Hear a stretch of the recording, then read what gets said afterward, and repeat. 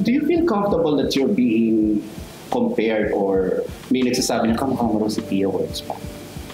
Oo naman. I mean, syempre ako, ayokong magyabang, di ba? Ayoko naman sabihin na, oo nga, kamukha ko nga siya. Thank you, Lord, di ba?